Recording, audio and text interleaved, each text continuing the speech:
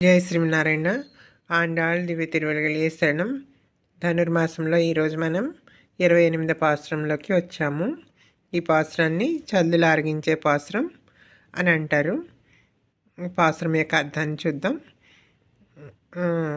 26, 27 పాసురాల్లో వీళ్ళు అడిగారు కదా, మాకు శంఖాలు కావాలి, చాందినీలు కావాలి, మేలుకట్లు కావాలి, నగలు కావాలి, వస్త్రాలు కావాలి, మంచి కాలి అందెలు కావాలి, ఇవన్నీ అడిగారు కదా. అడిగితే కన్నయ్య అడుగుతున్నాడు, ఏమర్రా మీ దగ్గర ఇవన్నీ ఇవ్వాలంటే ఏమైనా పుణ్యం ఉందా అని అడిగితే, మామూలుగా మనమైతే మేము 106 దివ్యదేశాలు సేవించాము, అక్కడ తీర్థాలన్నింటిలో స్నానాలు చేసాం, స్వామి మాకు బోలెడంత పుణ్యం ఉంది అని చెప్పామనుకోండి, ఇంకా అంతే. సరేనర్రా మీ దగ్గర పుణ్యం ఉంది కదా, ఆ పుణ్యమే మిమ్మల్ని కాపాడుతుంది అని ఆయన సైడ్ అయిపోతాడు. కానీ వీళ్ళు ఏంటంటే, మన వాళ్ళు నీలాదేవిని అమ్మను ముందు పెట్టుకొని వెళ్ళారు కదా స్వామి దగ్గరికి. అందుకని కన్నయ్య అడిగే ప్రశ్నలకి చక్కని సమాధానాలు చెప్తున్నారు. అంటే ఎప్పుడైనా సరే మనం స్వామిని చేరుకునేటప్పుడు అమ్మ ద్వారా మాత్రమే చేరుకోవాలి. అప్పుడే మనం ఎలాంటి తప్పు చేయకుండా ఆ కన్నయ్య యొక్క అనుగ్రహానికి పాత్రలం అవుతాం.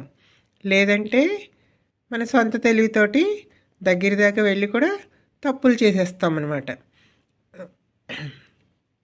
చెప్పారు కదా, మాకు ఎలాంటి పుణ్యము లేదు స్వామి, మేము గోవుల్ని కాచుకుంటూ వాటి వెనకాల పడి అడవులకి పోతూ ఉంటాము, అరణ్యాలకి పోయి అక్కడ కూడా శుచి శుభ్రత లేక ఎక్కడ పడితే అక్కడ కూర్చోనో నిల్చోనో ఎలా ఉంటే అలా తిని వస్తాం. మా గోవుల్ని మేపుకోవటానికి, ఆవుల్ని మేపుకోవటానికి అరణ్యాలకు పోతూ ఉంటాం, వాటి వెంబడి పోతూ ఉంటాము. అంటే స్వామి అప్పుడు అడిగాడట, మళ్ళీ ఎలాంటి అరణ్యాలకి పోతారు? దండకారణ్యము, బదరికాశ్రమము, నైమిసారణ్యము ఇలాంటి అరణ్యాలకు వెళతారా? అలా అరణ్యాలకు వెళ్ళి పుణ్యమార్జించారా అని అడిగాడట. అప్పుడు వీళ్ళు చెప్తున్నారు, లేదు స్వామి, ఆ అరణ్యాలన్నీ మాకు తెలియవు, మా గోవులు ఎక్కడ మేతుంటే అవి ఎటు వెళ్తే మేము కూడా అటే పోతూ ఉంటాం. అంటే వీళ్ళు బృందావనం వెళ్ళారు కదా, బృందావనం అంటే అంటే పల్లేరుకాయలు ఆడ ఉన్న చోటుకి వెళ్ళారు కదా. అంటే ఆవులు ఎక్కడైతే గడ్డి ఎక్కువగా ఉంటుందో అవి మేయటానికి ఎక్కడికైతే పోతుంటాయో వాటి వెనకాల పడి మేము కూడా పోతూ ఉంటాము. మరి ఎలాంటి పుణ్యము లేకపోతే మీరు అడిగేవన్నీ నేను ఆ మోక్షం అడుగుతున్నారు, పరాయి అడుగుతున్నారు, ఇవన్నీ నేను ఎలా ఇవ్వను అంటే, స్వామి మేము ఆర్జించుకున్న పుణ్యము లేదని చెప్పాము